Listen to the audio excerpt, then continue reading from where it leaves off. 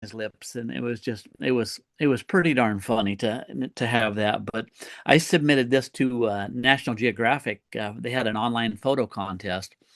They get about at the time they were getting about 250,000 images per day for that contest, and this one just happened to win. And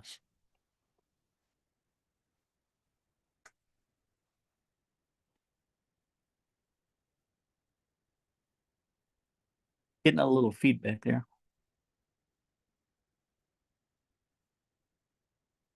On your mic, on your speaker. I'm hearing myself in the background there. Let's see if I can. Yeah, but pretty much that I said it all came back over the top of the audio. Do you have YouTube open? Yeah, just on the speaker on the Mac. Yeah, you should turn off the speaker on YouTube.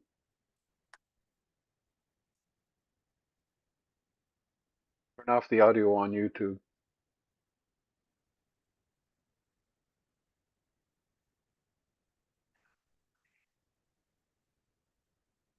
Because there's about a 10-second delay between what you're saying and YouTube.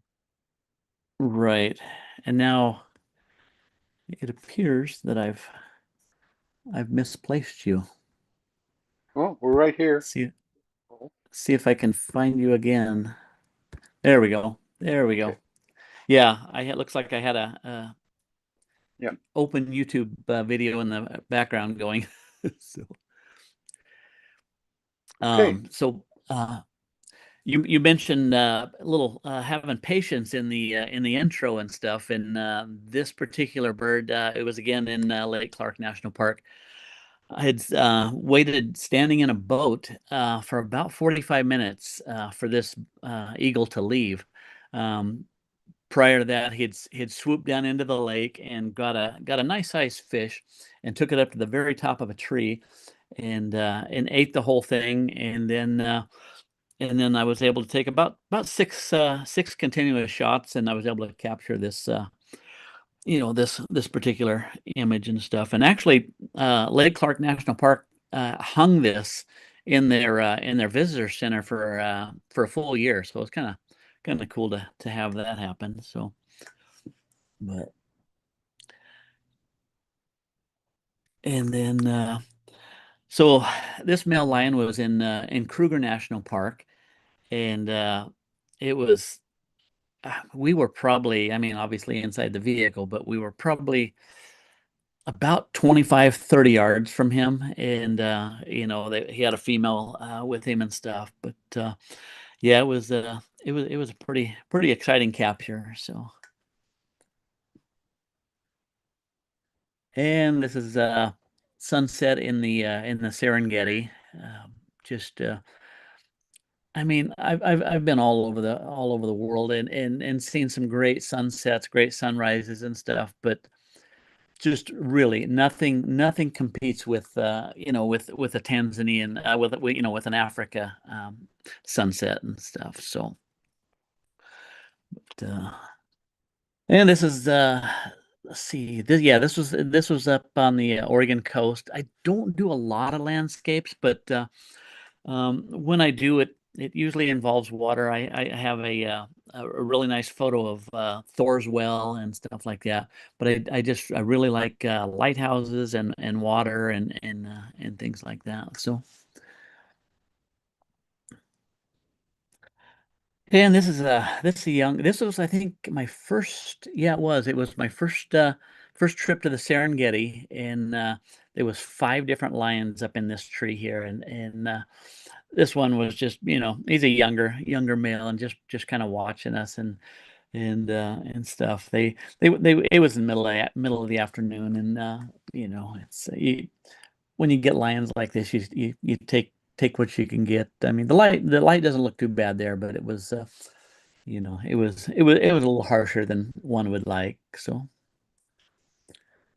oh, this was also on the first trip to Tanzania, to the Serengeti, and So there's two males and two females on this really big rock, and there's a herd of probably 60, 70 zebras that are probably about 80 yards away at most. These lions did nothing because obviously this guy had ate dinner last night and clearly got more than his fair share of whatever he was eating the night before. But so this is absolutely one of my favorite elephant photos, and this was in Tarangire National Park, and so these are all three adult elephants, and so you look how big that baboa tree is on the left there, and it just really puts the size of that tree into perspective and stuff. So, but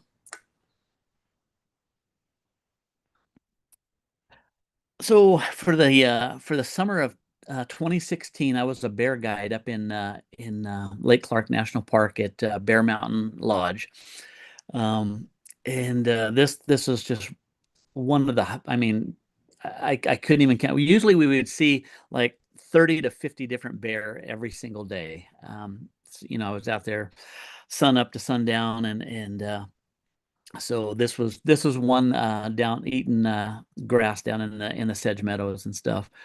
But yeah, it was that was an incredible experience. The entire summer, just taking people from around the world out to see bear, and some of them would get pretty close, and but it was always just a real good time, just watching their behavior and learning more about them. This is right down on the lake there. They both well, one of these bears was out there clamming, and he another bear came out to challenge him and stuff, and then the fight was just it was on. So, but yeah, there's a fair amount of fighting like this. Usually it's fighting over a female, but this one just happened to be over some food. So, but uh so this is one of my favorite bear cubs.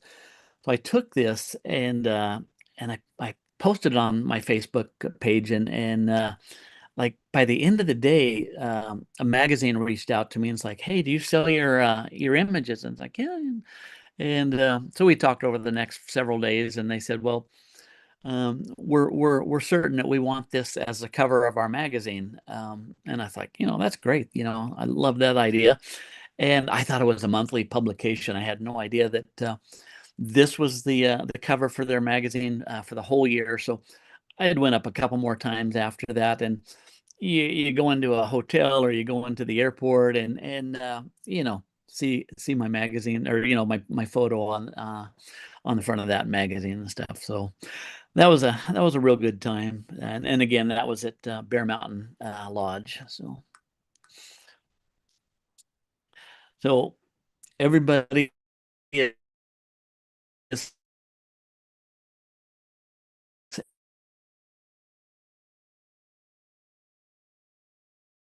the left.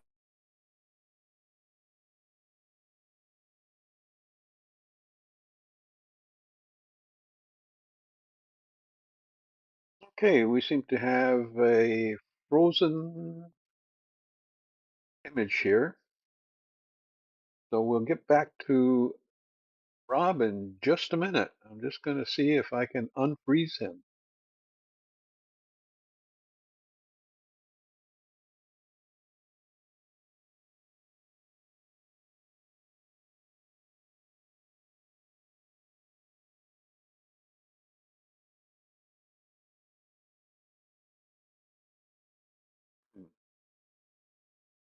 Rob, if you can hear me, see if you can turn your camera back on.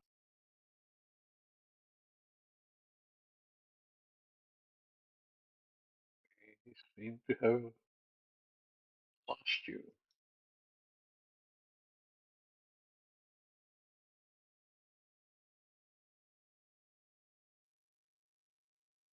Okay, well, we're kind of, Looks like I oh, had there you go. Yeah. Are we back? Yeah, I had a network issue, and so I got connected again. Apologize for that. No problem. That's the game here. Did you hear about the leopard on the mound, or did I cut off before that No, happened? you cut off. Oh, okay.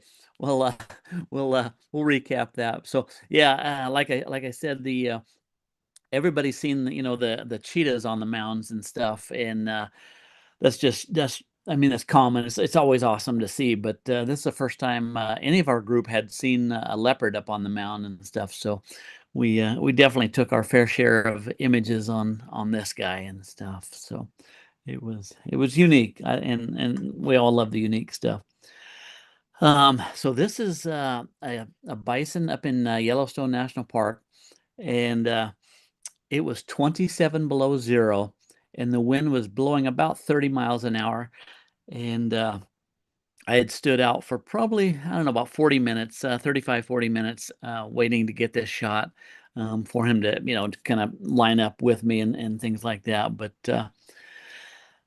I've seen so many iconic pictures, like this, and I'd always wanted to get one, and the temperatures and everything just lined up perfectly to capture this. So it was my favorite bison picture of all time. So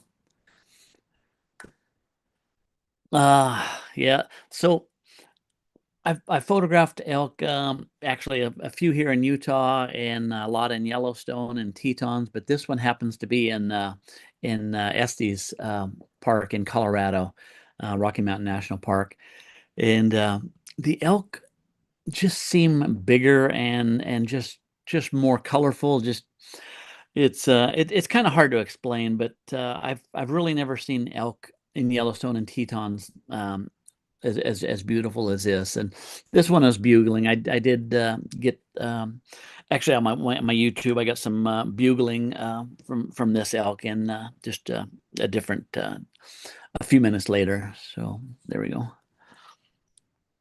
Oh, so this was in August of 25. I had never witnessed the migration, the wildebeest migration, and we were able to. We saw multiple crossings. It was absolutely amazing. And the first crossing that we seen I think it was four wildebeest that got caught by crocodiles. Um, One of them got away, and the other three they didn't make it and stuff. But just watching them cross, we've watched some of these wildebeest absolutely step on crocodiles that were in the shallow part of the river and stuff. That was absolutely amazing. But just to see thousands and thousands crossing it, at one time and stuff, it's just and the noise they make, it's just there's really nothing like it. I mean, you can see pictures all day long, but to see it firsthand is just it's one of the highlight of experiences of my life. So this is Tarangire. It's known for their elephants, and we would, I've been there several times, and you always see large herds of larger elephants like this and stuff. So,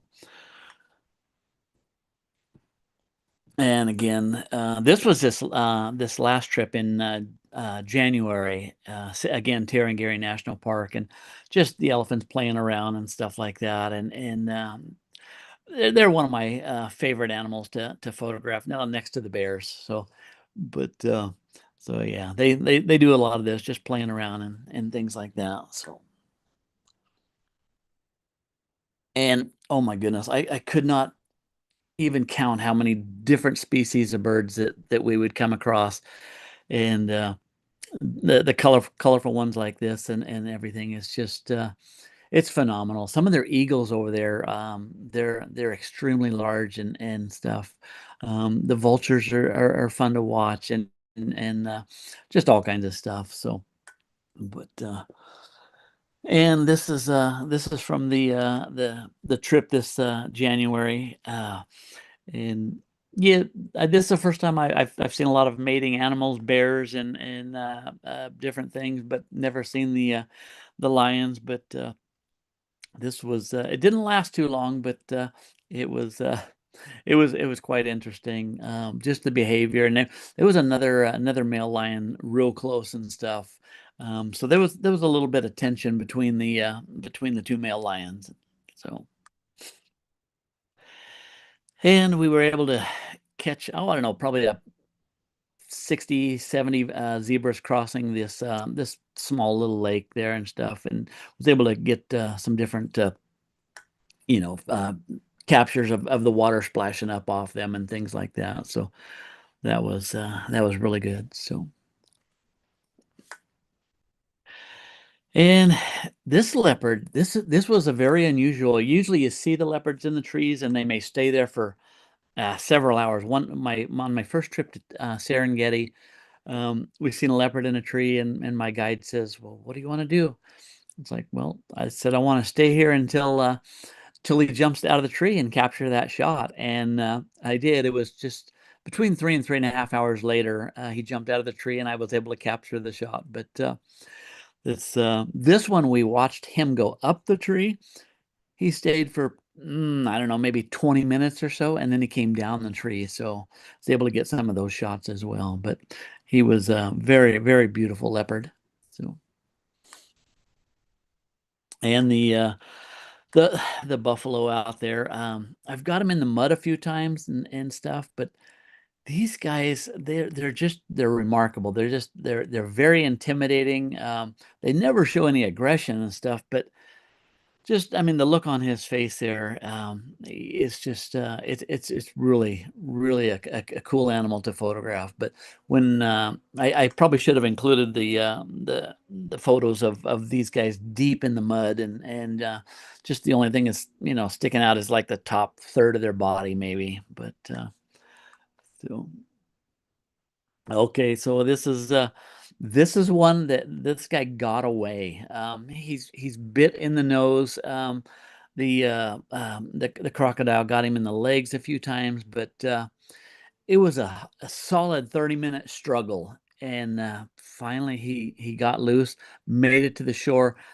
Don't know if he made it after that, but it was I mean, everybody in all the vehicles around, everybody's cheering, that he got away and stuff. But that's a phenomenal experience. I mean, it's just the circle of life. It just is what it is. But so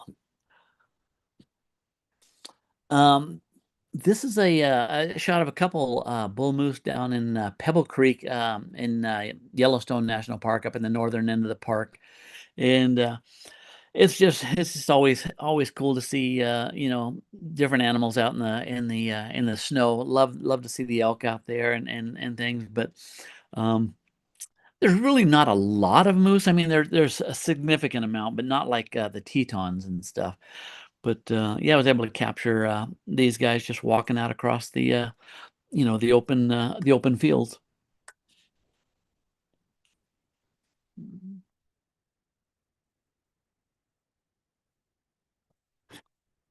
Looks like I have a black screen on mine. Not sure if you have anything further on your end. I have black Um, on mine. yeah, and Okay. I should. So what I'm going to do is I'm just going to switch over for a second here, Sure. Rob, to shot of you. And I know we have some questions, I think. Sure. Yeah, I'm just going to pull those up, Okay. get rid of that. So Jocelyn is saying, what magazine featured the bear, Mountain Lodge Bear Club? Oh my Probably. goodness. Oh, it was oh my goodness.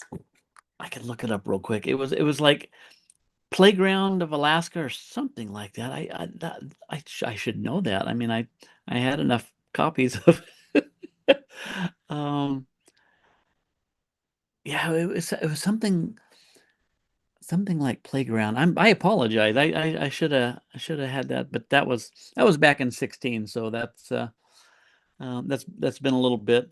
I, yeah, sometimes I remember, sometimes I don't. So I'll I'll O- I'll look it up and then maybe throw it in the comments and stuff. Okay, well, while I'm looking for this, I do have a couple of questions. Yeah. Um, and one of them was you were saying that that one shot was 27 below zero. Yes. And how did you manage to, number one, you stay warm? How long were you out there? And number two, how do you keep your equipment operating under that kind of temperature? So I had some really good muck boots, and I use a lot of clothing from Buffalo Wool Company, and that kept me really good because I use their insoles and their hat and their gloves and everything like that. And but yeah, if my feet get cold, that ruins me. But I was pleasantly sufficiently warm for that. But one thing you cannot do is take your camera in and out of the vehicle. I mean, you got to keep your windows down because as soon as you get back in, it's gonna steam up everything, and so you can't be going inside and out of the vehicle. We just for the whole time we kept the windows down, and but and then like as far as keeping the batteries going. In my company, the Vest Guy, I make some battery warmers. So I got Havelock wool, and then I drop little hand warmers inside the packages and or inside the pouches, and then it just you know. But yeah, the cold drains the batteries so quick.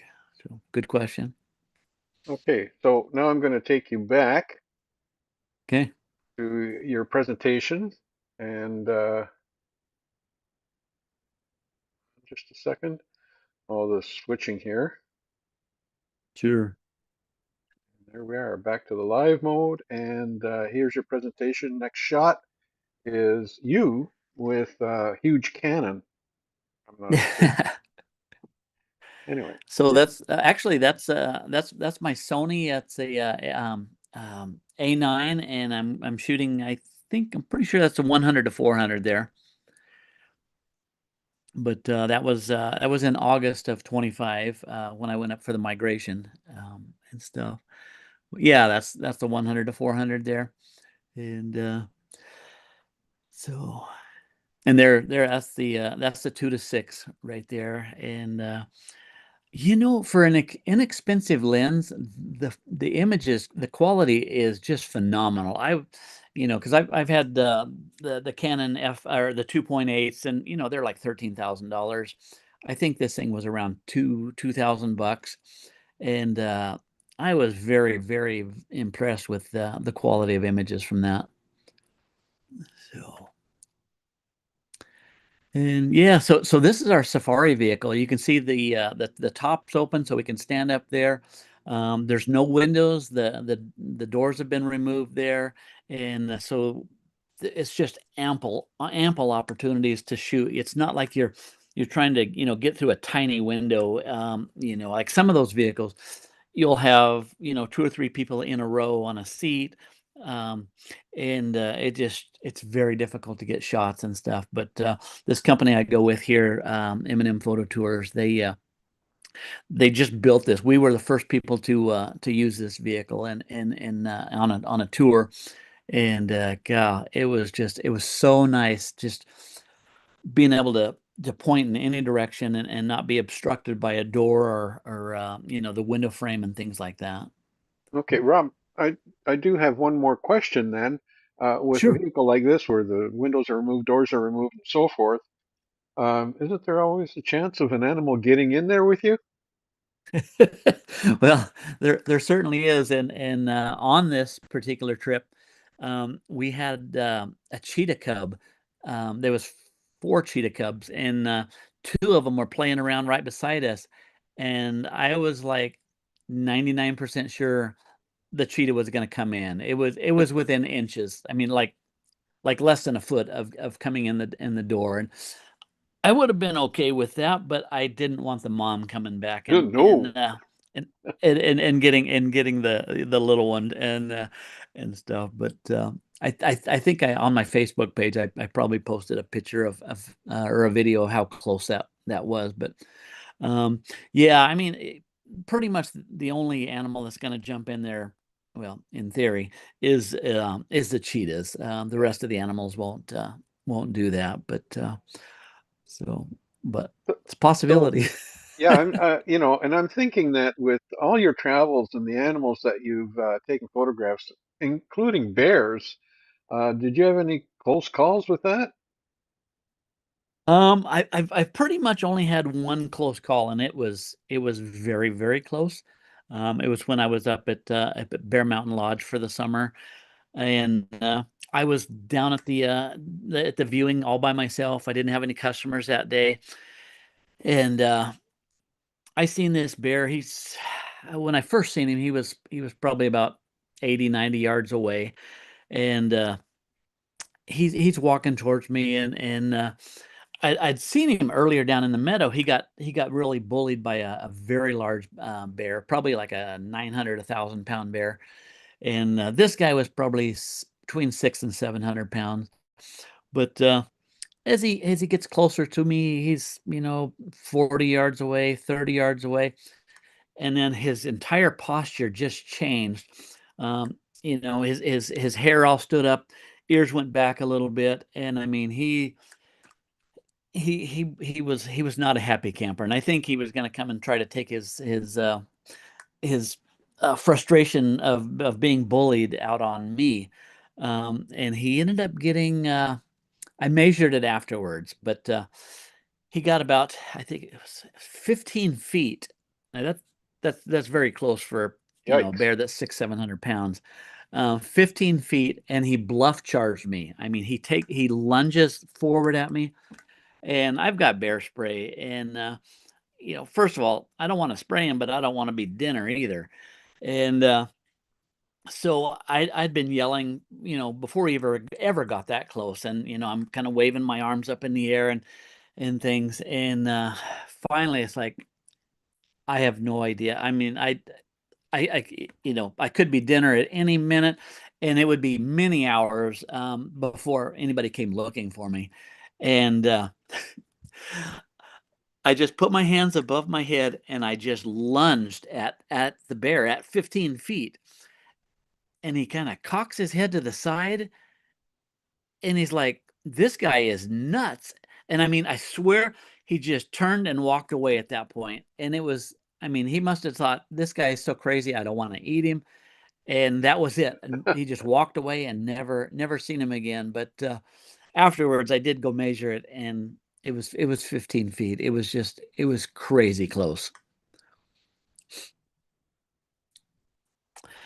Yeah, this is one of my bean bags that I make. I've been making these for 25, 30 years. And they're great for on top of the rig. They're made for the door, for the door frame. And when you're setting inside, you can just stay inside, and you're not out disturbing any birds or anything like that. But they're great because you can put them on like a fence post, a tree stump, a rock, anything like that. So um, this is back in the day when I had the Canon uh, one DX Mark II and the 400 and stuff. But so and then like you've seen in the other slides, the photo vests that I make, and I've been making those for quite a long time.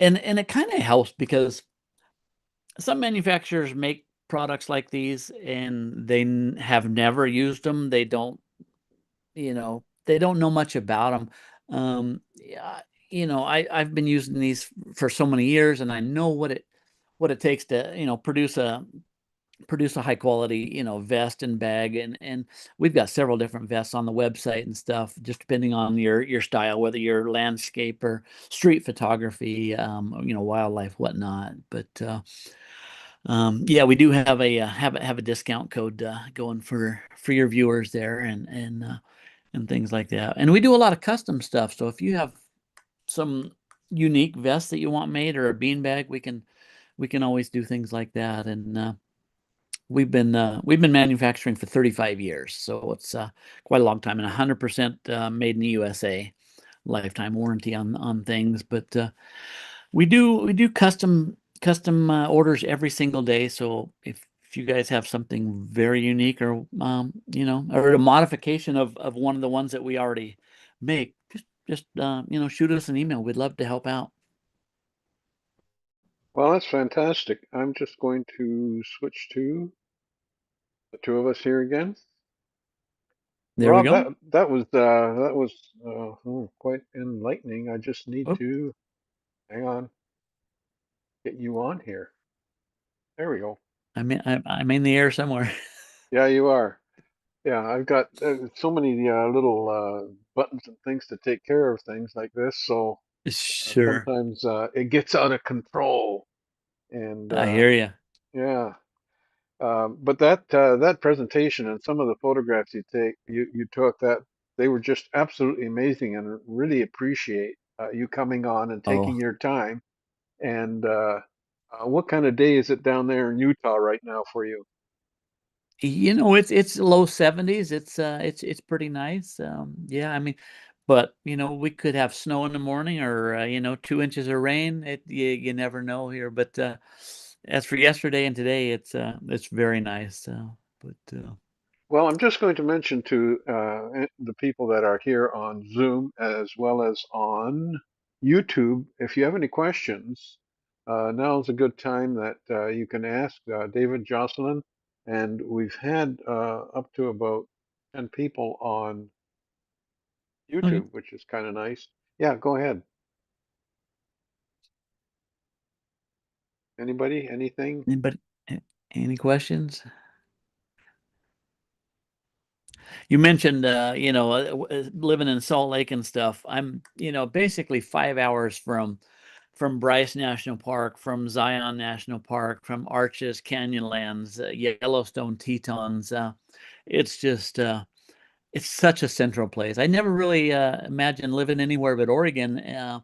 But when I moved here in, I think it was like '06, '05, '06. Man, I took to loving it right away, and just so close to all the national parks, the really really high end ones and stuff, in my opinion. So when you were out on all of these, I'll call them hunting trips, um, did you get into any situations where you experienced equipment failure or? Oh yeah, even this last trip to Africa. Um, so you're out there, and you've seen the vehicle. It was all open, so you are getting dust inside there. You never want to be switching, taking the lenses off and switching them around. That's why I always have two bodies, two lenses and stuff. But somehow some dust got in the A9, and the little shutter curtain um, stayed down. And it's like, okay, I've got 2 more days. I mean, what am I gonna do? I have no idea. I kind of tapped it a couple times and nothing. Finally, it's like I just poke it, and it sprung up, and it's worked perfect ever since. But yeah, that things like that happen. I If you're ever gonna do any trip like that, at a minimum have two bodies and the two lenses. I mean, most of the time, on all the other trips except for these last two, I would take three bodies or sometimes four, just because things happen, and you don't want to invest that much in a trip, and the time over there, the 10-12 hour flights, and then have an equipment issue that's gonna really mess you up, but I did have my A7R3, and I could have got by with that, but I like having two going at all times. And so I'd have the 100 to 400 on one and the 2 to 6 on the other. I know that in one of our previous chats, I had Terry Gilman who showed some photographs that she took in Madagascar. And Mm. when she got to Madagascar, she had a brand new Canon, And once she got out and started shooting, it was extremely hot, and the whole mirror assembly fell. Oh, And she got in touch with Canon, and she said, what's with this? She said, well, it's the heat. Apparently, the glue that they used for some of the parts would oh, melt under the heat, and they knew that that was a problem. But of course, they didn't tell anybody, and they didn't tell her when she bought the camera, um, oh man, because that's too it bad. takes a lot of heat. So she had to resort to a consumer camera she had, and she says, Oh, no. oddly enough, she says some of the best images were from that consumer camera. So, Oh you my know, goodness. it was a Wow. backup. Anything's a backup, man. Even your cell phone if you have to. A- But Absolutely. yeah, you don't want to miss the shot, do you? No, no. The other interesting thing that kind of went through my mind when I saw you sitting in that vehicle with your telephoto lens is when the cubs came close. All of a sudden, that lens is useless for those cubs. Oh yeah, yeah. I mean, because I don't even think I had a 24 to 70 with me, but I don't think I put it on the entire time. Yeah, But yeah, it was just but I had like a little Insta 360 camera going, and I think that that captured it right there. But it was yeah, anything that's close up like that, it's and I did miss a couple shots. I mean, if you would have had a 70 to 200, for the much closer stuff, but you don't always think that, the animals are going to be that close, but yeah, it's you always yeah. got to have a variety of lenses or Yeah, it can happen. I don't know what part of Africa has a lot of apes and monkeys. Did you ever get into anything like oh, that? no, that's Rwanda and Uganda. Okay. I would like to do that, but it's very expensive.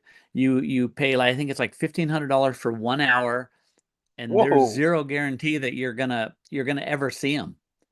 I mean, they move around like all the rest of wildlife, Yeah. and it's But like you would okay, think that that's the guides would know, you know, today they're going to be here or there beforehand.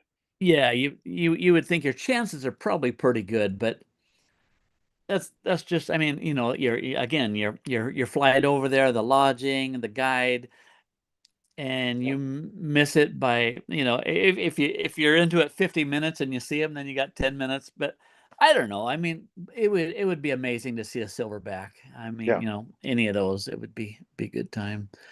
But yeah, in Serengeti and in Ngorongoro, we there's a lot of baboons and vervet monkeys and different monkeys like that, and they're fun. But I mean, certainly they're not a silverback. No, no, they're not. Well, Rob, thank you very much. I really appreciate you coming in and showing off your amazing images. And of course, people can go to your website, and it's in the description on Yeah. YouTube. It's in the description, and it's in the description on my webpage. Okay. Both your websites actually, the Vest Guy as well as the Rob's Wildlife. So, Cool. Cool. everybody's welcome to go and have a look at your pages. You also have an Instagram page or two, do you? I don't know. Yeah, actually, I got three. One for the wildlife, one for the vest guy, and one for overland gear guy, and Okay. uh, and stuff. But if anybody wants to put questions in this, even after the live here, we can, I'll check it frequently and then go in and answer any questions that anybody might have. Okay. Oh, thank you, Jocelyn. Appreciate that. Fantastic. Yeah. Thanks, Jocelyn. Appreciate that on this end too. So, Rob from Utah, thank you very much for your presentation and your images and some of the stories that went along with them. It's always fascinating. I mean, we can see the images, but you never really get to live the experience unless we have somebody, like you, telling us about Sure. it. Yeah. Yeah. So, Well, thanks a million. thanks for having me, and I appreciate being on and the good questions and stuff, and just sharing the stories. Okay. Well, I think So, that's it for questions. I don't see anything coming from YouTube right yeah. now, but if it does come in, hang in because if I do get a question, I'll certainly bring you back on.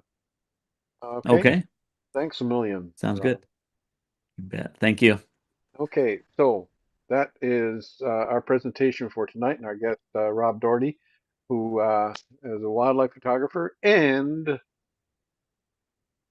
expert professional vest maker and beanbag. So if you need a custom vest made, then he's the man to talk to. And if you do want to do that, he's willing to offer a discount if you use my first name, Jorj, and have a look at some of the vests that he makes at thevestguy.com. I believe that's the address. So, ladies and gentlemen, we are done for the night. And if there are no other questions, oh, here we go. We've got. I want to get rid of that. I shouldn't be on there twice. You're welcome, Jocelyn. It's always a good chat when we have guests like Rob on. And I was just fortunate. We can't, neither Rob nor I can remember how we met. I mean, Rob looked at the email, so it looked like 10 years ago.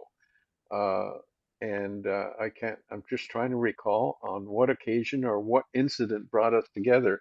Doesn't matter. It was just fantastic that I was able to get Rob as a guest speaker here tonight. And maybe Rob, you might do this in the future too. Um, Show some of your other photographs and talk about the stories behind them as well, because everybody is really fascinated with the background. Let's see. I don't think I had any other questions. I know I asked about any close calls you had, camera equipment problems that you had, and dust would be one of them in some of those areas, I'm sure. And let's see, what about, yeah, well, a professional like you, it wouldn't be a problem because you probably had lots of batteries and, you know, made sure that they were charged. Uh, so the accommodation back at camp, uh, you'd be able to charge up all your equipment, all your batteries. Is that right, Rob? You're still in there, I think. Yeah. Rob?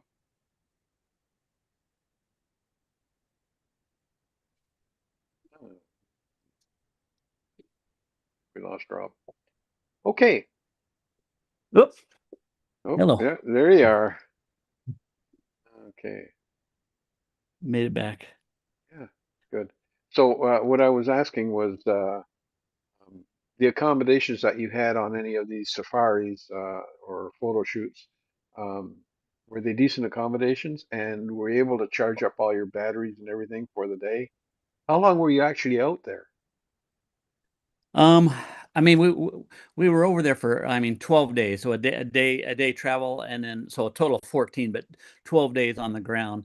But yeah, never. I mean, tourism is what keeps them alive over there and stuff. So there's always plenty of power to get everything charged and run your laptop and everything like that. There was never at any place. I mean, a lot of times we're out in tents in the Serengeti and stuff like that. And they have all the power there that that you could possibly need to keep everything going and stuff. The food was amazing. It's you would never know that you're in a tent in the middle of the Serengeti or other places that it was just it's just not what you think. I mean, if you've never been over there, it's such a treat. So here's my question. Perhaps, maybe Sure. the next time you're here, which who knows when that'll be, but I'm going to call on you and say, do you have any shots of the accommodation and sort of the background stuff? Oh yeah, yeah. I mean, I got tons of pictures and videos of each camp and stuff. We could put that together and the food. I of course I always got to do the Instagram on the food and things like that. But that would be great. Yeah, I think it would. Yeah, absolutely. Okay, well, I just that because I'm full of questions all the time when it comes to photography because that's the only way you learn. And That's right. uh, and I've got some students who are probably on YouTube from my classes. I'm teaching one class right now at Mohawk College, so Hmm. who knows? They might be there and they're just too shy to say anything. Anyway, Gotcha. yeah, thank you again, Rob. That was much appreciated. So what I'm going to do now is I'm just going to sign off.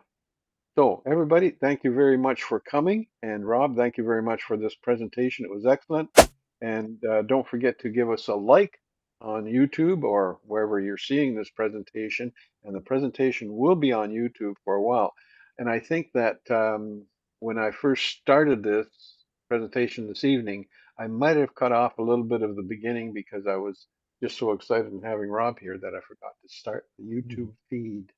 But Oh, anyway, it did get started.